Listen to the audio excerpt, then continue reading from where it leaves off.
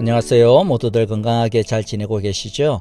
점점 봄이 짙어가고 있습니다. 따뜻한 햇살만큼이나 밝은 하나님의 은혜가 임하시는 하루 되시기를 바랍니다.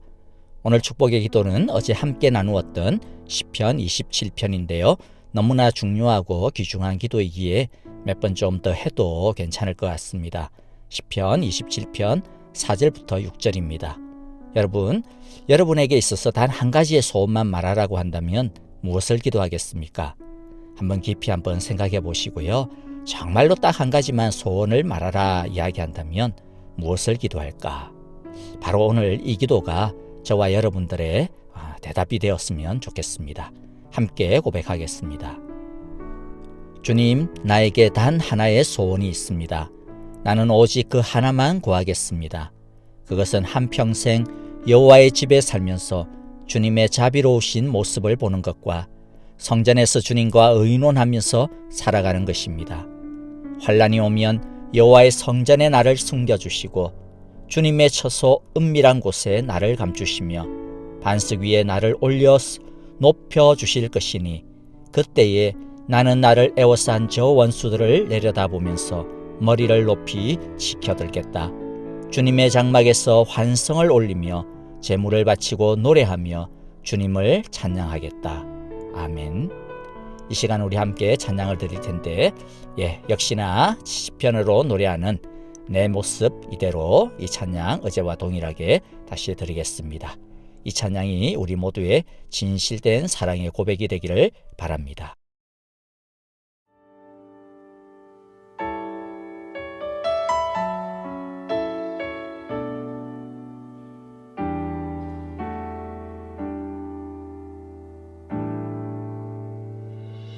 내 모습 이대로 사랑하시네. 연약함 그대로 사랑하시네.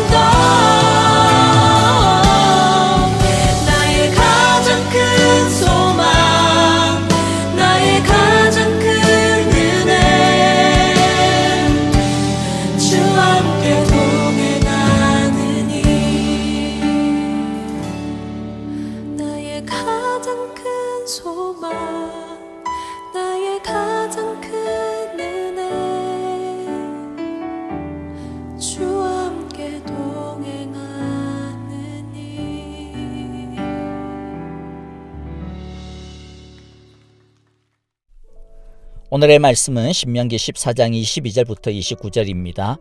제가 먼저 22절 읽습니다. 너희는 해마다 밭에서 거둔 소출의 11조를 드려야 한다. 너희는 곡식과 포도주와 기름의 11조를 처음 난 소와 양의 새끼와 함께 너희의 하나님 여호와께서 자기의 이름을 두려고 택하신 곳으로 가지고 가서 여호와 앞에서 먹어야 한다. 이렇게 함으로써 너희는 너희의 하나님 여호와를 항상 두려운 마음으로 섬기는 법을 배워야 한다.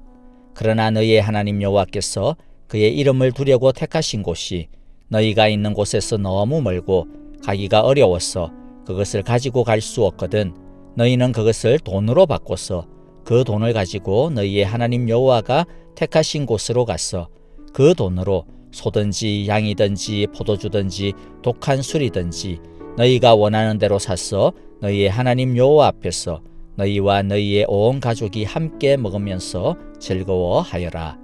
그런데 성 안에서 너희와 함께 사는 레위 사람은 유산도 없고 차지할 목도 없는 사람들이니 그들을 저버리지 않도록 하여라.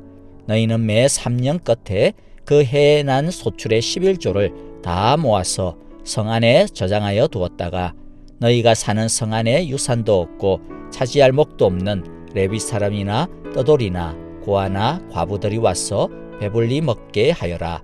그러면 너희의 하나님 여호와께서 너희가 경영하는 모든 일에 복을 내려 주실 것이다. 아멘. 거룩은 먹는 것뿐만 아니라 소유에 있어서도 나타나야 합니다. 종교개혁의 포문을 열었던 마르틴 루터는 어떤 사람이 진짜 회심을 했는지 아닌지, 진짜 중생을 했는지 아닌지를 알려면 그 사람의 지갑이 회심을 했는지 아닌지를 보면 알 수 있다, 이런 말을 했습니다. 말은 얼마든지 속일 수 있어도 돈에 대한 태도는 속일 수 없기 때문입니다. 예수님도 재물이 있는 곳에 너희의 마음이 있다라고 말씀하셨습니다. 그만큼 재물과 소유에 대한 인간의 집착은 뗄래야 뗄 수 없다라는 뜻일 것입니다. 23절에 보면 하나님은 하나님의 백성들이 하나님을 두려워하는 마음으로 섬기는 것을 배울 수 있도록 11조와 처음 것을 하나님께 드려야 한다고 말씀하십니다. 어떤 사람들은 하나님께서 11조나 예물을 요구하시는 것이 뭔가 좀 앞뒤가 안 맞지 않나 라고 생각할 수도 있을 것입니다. 예를 들면 이런 생각들이죠. 아니, 하나님은 돈도 필요 없으실 것 같고 또 우리가 드리는 그 몇 푼 안 되는 것이 온 우주가 주인이시라는 하나님 앞에 얼마나 대단한 것일까. 하나님이 우리가 드리는 11조를 가지고 뭐 피자를 사드실 것도 아니고 치킨을 사드실 것도 아니고 이스라엘이 바치는 짐승의 고기를 드실 것도 아닌데 왜 그렇게 하나님께서는 바치라고 하실까? 아이고, 아깝다. 그냥 당신의 백성들, 그 사랑하는 자녀들이 한 푼이라도 더 쓰도록 내버려 두시는 게 훨씬 더 실제적이지 않으실까? 네, 그런 생각을 할 수도 있죠. 자, 그런데 오늘 하나님이 거기에 대한 답을 분명하게 주십니다. 자, 11조는 하나님이 쓰려고 바치는 것이 아닙니다. 우리를 위해 바치라고 하십니다. 11조는 단순한 헌금이 아닙니다. 그것은 하나님을 예배하는 것이고 하나님을 섬기는 것이고 11조는 이 세상의 주인이 하나님임을 고백하는 신앙의 고백입니다. 11조는 우리의 모든 소산물이 하나님께로부터 왔음을 인정하고 하나님이 참 소유자가 되심을 인정하는 고백입니다. 하나님께서 우리에게 은혜로 내려주셨고 우리는 그것을 받아 사용하는 청지기에 불과하다라고 하는 것을 고백하는 것이죠. 자, 그래서 먼저 11조의 정신은요, 첫 번째는 감사입니다. 하나님이 주셨음에 대해 많이 받았든 적게 받았든 하나님의 선하심, 하나님의 선한 주권에 따라서 우리에게 주신 것이다. 그것을 인정하고 먼저 감사하는 것입니다. 두 번째 11조의 정신은요, 신뢰입니다. 하나님은 우리를 사랑하는 아버지이기 때문에 그분은 언제나 우리에게 가장 좋은 것을 주시는 분이시다라고 하는 신뢰이죠. 또 사랑하는 아버지 하나님은 그 사랑하는 자녀가 필요한 것을 또 부족해서 혹시라도 아뢰면 그분은 언제나 당신의 가장 크신 지혜 가운데서 우리에게 가장 선한 것으로 채워주실 것이라고 하는 믿음입니다. 하나님은 이 세상을 없는 것 가운데서도 만드시고 또 있는 것을 없애실 수도 있는 창조주 하나님이시기 때문에 만일 우리에게 진짜 필요한 것이라면 만들어서라도 주실 것이다 라고 하는 그러한 소망이죠.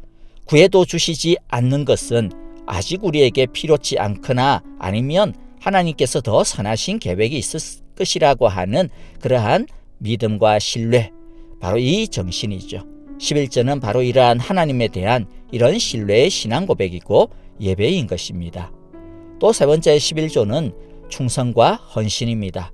11조는 돈보다도 하나님을 더 사랑하고 충성한다, 그와 같기 때문에 내가 주님께 바치는 것이죠. 이 충성과 신뢰는 또 어떻게 표현이 되느냐 하면 너의 재물을 가지고 다른 사람을 돌보라 라고 하는 이 말씀에 대한 헌신으로 나타나게 됩니다. 청지기로서의 헌신을 말합니다. 하나님은 이 11조를 통해 사람을, 이웃을 섬기라고 합니다. 특별히 하나님의 일을 위하여 따로 세움을 받은 레위 지파 사람들을 돌보라고도 합니다. 그리고 매 3년마다 한 번씩은 그 11조를 주위에 있는 고아나 과부들, 그리고 뜨돌이나 요즘 우리로 치면 홈리스 피플이나 난민들을 말할 텐데요. 이런 사람들을 돌보는 것으로 모으라고 이야기합니다. 재물은 하나님이 우리에게 하나님 대신 이 세상에 부족하고 어려운 사람을 돌보라고 맡기신 것입니다. 서로의 부족함을 채워줌으로써 결국에는 균등하게 하기 위해서 하나님이 재물을 나누어 주셨다라고 고린도후서 8장 13절 14절에서 말씀하시는데요. 나는 다른 사람들을 편안하게 하고 그 대신에 여러분을 괴롭게 하려는 것이 아니라, 무슨 말이냐면 이 바울이 이제 고린도 교회에게 이제 헌금 연보를 하라, 이제 구제금을 하라 이렇게 했는데 사람들이 이런 불평을 한 거예요. 아니 우리한테 받아가지고 다른 사람들 편안하게 하고 우리는 힘들게 하려고 그러시는 것이냐, 그렇게 불만이 있었는데 그런 게 아니다라는 것이죠. 다른 사람 편안하게 하고 너희를 괴롭게 하는 것이 아니라 결국에는 이게 다 평형을 균등하게 이루게 하는 것이다. 지금 여러분의 넉넉한 살림이 그들의 궁핍을 채워주면 그들의 살림이 넉넉해질 때에 그들이 여러분의 궁핍을 채워줄 수도 있을 것입니다. 이렇게 하여 평형이 이루어지는 것입니다. 자, 무슨 말인지 아시겠죠?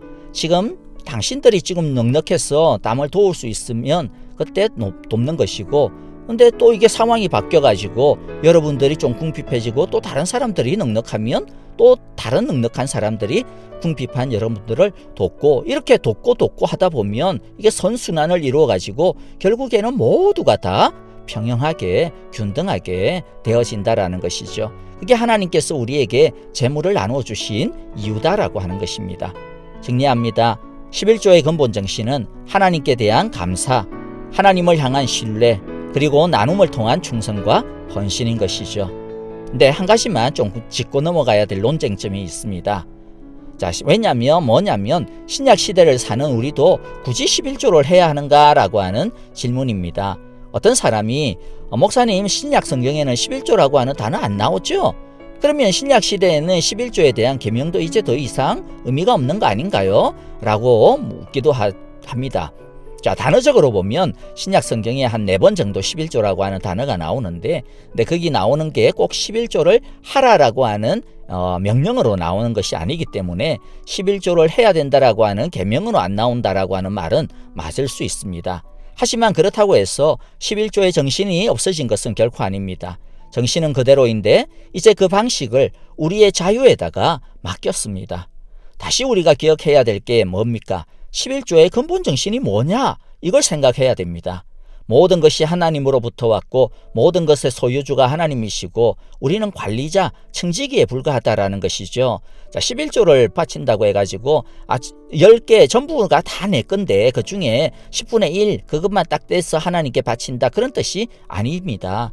전부가 하나님의 것으로서 하나님께 바쳐야지만 도리어 하나님께서 우리에게 10분의 9는 우리의 어떤 뜻에다 맡기고 우리의 처분에 맡기고 10분의 1, 적어도 10분의 1은 하나님의 것으로 인정하며 바치라고 하는 것으로 이해를 해야 되는 것이죠.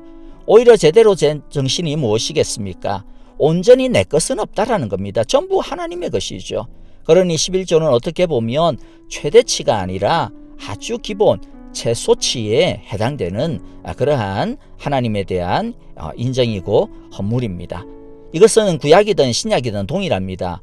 11조니까 나는 11조 그래 바쳤어. 자, 그러면 이제부터 나머지는 전부 다 내 거야. 내 마음대로 해도 되겠지?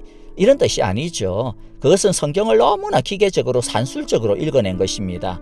하나님은 나머지 10분의 9에 대해서도 거룩하게 내 것이니까 너희는 내 뜻에 맞추어서 사용해야 된다, 그렇게 이야기합니다. 먹는 것에 사용하든 아니면 노는 것에 사용하든 아니면 공부시키는 것에 사용하든 하나님의 뜻에 맞춰서 사용해야지, 하나님의 말씀에 따라 거룩하게 사용해야지 내가 주인인 듯이 사용하면 안 된다라는 것이죠. 그래서 우리가 11조라는 말을 사용하나 아니냐 안 하나 그건 뭐 사실 그렇게 중요한 게 아니에요. 11조라고 하는 단어를 사용하지 않는다고 해서 이제 모든 것을 내 마음대로 사용해도 된다라고 하는 그런 마음, 만일 그렇게 가지고 있다면 어쩌면 이미 그 마음이 하나님의 것을 바칠 마음이 혹시라도 없었던 것 아닌가, 아까운 것 아닌가라고 하는 그런 표현이 아닌가 좀 싶기도 합니다. 신약 성경에는 11조라고 하는 말 대신 좀 뭉뚱거려 가지고 연보라고 하는 단어를 많이 사용하는데요. 연보는 은혜, 성도를 섬기는 일, 동정 혹은 나누어 가진다, 뭐 이러한 의미로 사용이 됩니다. 자, 연보의 특징이 뭐냐면 자원입니다. 이게 헌금의 중요한 특징이에요. 자원함. 그래서 고린도후서 9장 7절에 보니까 각각 그 마음에 정한 대로, 즉 각각 그 마음에, 자기의 마음에 정한 대로 결정한 대로 할 것이요. 하지만 어떻게 인색함으로나 억지로 해서는 안 된다. 하나님은 즐겨내시는 자를 사랑한다 이야기합니다. 은혜를 거저 받았기에 자원함으로, 감사함으로 연보를 드리는 것이죠. 자원함, 이것이, 그리고 또 감사함, 이것이 바로 신약 성경 헌금의, 아니 성경 전체의 이 11조나 헌금의 특징이고 정신입니다. 하지만 이 자유함을요, 문제는 자신의 이익을 위한 수단이나 핑계거리를 위한 수단으로 바꾸어서는 안 된다라는 것이죠. 혹여라도 스스로 하나님을 속이는 일이 없어야 합니다. 차라리 우리가 이렇게 기도하는 게 훨씬 정직해요. 하나님, 지금 제가 쓸 일이 너무 많아요. 그래서 제대로 11조나 뭐 이런 것들을 드리고 싶어도 제대로 드릴 수가 없어요. 지금 하나님, 제 상황이 너무 어려운 거 아시죠? 이번에는 이것밖에 드릴 것이 없습니다. 차라리 이렇게 정직하게 기도하는 것이, 정직하게 드리는 게 하나님이 훨씬 더 기뻐하십니다. 그러다고 해가지고 야, 왜 이것밖에 없어? 이렇게 하나님이 하시겠어요? 그렇지 않거든요. 하나님은 많다고 해서 기뻐하시는 것도 아니고 적다고 해서 화를 내시지도 않습니다. 맞아요. 하나님에게 돈이 뭐가 필요하겠어요. 하나님이 원하시는 것은 무엇입니까? 우리의 마음입니다. 사랑의 마음, 믿음의 마음, 신뢰의 마음, 충성과 헌신의 마음, 하나님께만 소망을 두는 그 마음, 그 마음으로 드리고, 그 자원하는 마음으로 드리고 기쁨으로 드리면 많고 적음이 하나님에게는 중요한 게 아닌 것이죠. 결론에서 제 의견을 좀 드리면요, 신약 성경 이유를 사는 우리는 문자적으로 11조에 매일 필요는 없습니다.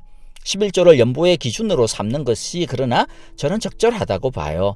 왜냐하면 11조는 구약에서도 맥시멈의 기준이 아니었고 미니멈의 기준으로 하나님께서 주신 것이기 때문에 일단 이것을 기준으로 하여 자원하는 마음과 즐겨내는 마음, 자신의 상황에 따라서 뭐 더 낼 수도 있고 뭐 덜 낼 수도 있죠. 그래서 연보한다면 우리들이 가장 하나님께서 우리에게 주신 그러한 자유함을 제대로 사용하는 것이 아닐까 싶습니다. 그래서 우리가 아직도 11조라고 하는 헌금 항목을 사용하는 이유이기도 하고요. 그런데 하나님께서 29절에서 뭐라고 이야기합니까? 이렇게 전적으로 하나님께 모든 물질과 모든 재물에 대한 소유권과 또 하나님에게 모든 주권을 맡겨드리면 하나님께서 결국에는 우리의 삶을 책임지신다고 말씀하고 계십니다. 우리 함께 이제 주기도문으로 기도하겠습니다. 하늘에 계신 우리 아버지, 아버지의 이름을 거룩하게 하시며 아버지의 나라가 오게 하시며 아버지의 뜻이 하늘에서와 같이 땅에서도 이루어지게 하소서. 오늘 우리에게 일용할 양식을 주시고 우리가 우리에게 잘못한 사람을 용서하여 준 것 같이 우리 죄를 용서하여 주시고 우리를 시험에 빠지지 않게 하시고 악에서 구하소서. 나라와 권능과 영광이 영원히 아버지의 것입니다. 아멘. 이제 우리 찬양과 더불어서 기도하시겠습니다. 여러분, 11조나 헌금을 다룰 때 11조와 헌금 자체, 이 돈 자체에 집중하면 할수록요, 괜히 마음이 심숭생숭해지고 시험이 들 수가 있어요. 자, 그러면 핵심이 뭘까요? 하나님에 대한 우리의 마음입니다. 그러니까 오늘 이 시간 기도할 때 하나님을 더욱 사랑하고 신뢰하고 감사하는 믿음을 위하여 기도합시다. 코로나 질병으로부터 가정과 일터를 지켜주시고 속히 일터와 교회 문이 건강하게 열릴 수 있기를 기도합시다. 오늘 하루도 하나님과 감사와 믿음과 사랑을 나누는 기분 좋은 날 되시기를 바랍니다. 내일도 우리 소망의 주님을 함께 만나도록 합시다. 감사합니다. 안녕히 계십시오.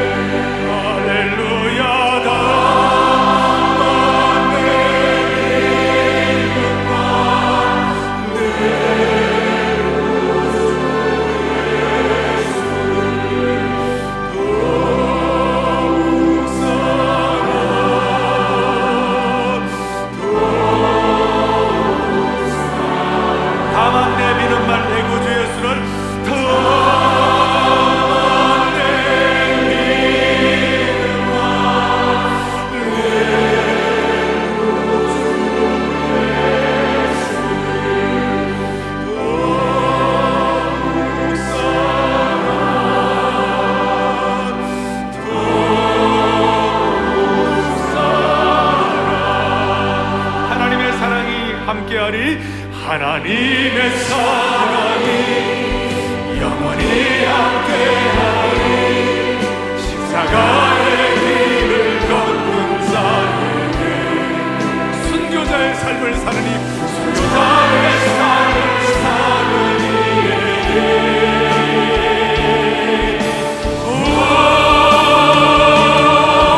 조롱하는 소리와 세상 소리로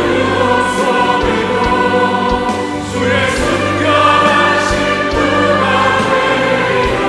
내 생명 주님께 우리의 마음을 깨끗하게 해주시는 찬양에 하나님의 사랑이 영원히 함께하리. 하나님의 사랑이 영원히 함께하리.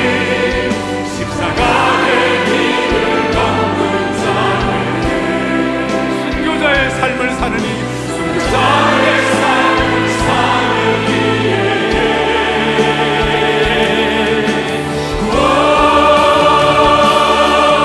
주님하는 소리와 세상 유혹 속에도 주의 순결하신 분 앞에 우리의 신앙 고백으로 내 생명 주님께 내 마음에 주를 향한 사랑이 나의 마음엔 주가 주신 진리로 내 마음에 주를 향한 사랑이 나의 마음에 주가 주신 진리로 나의 눈에 주의 눈을 채워주소서. 내 입술엔 찬양의 향기가 내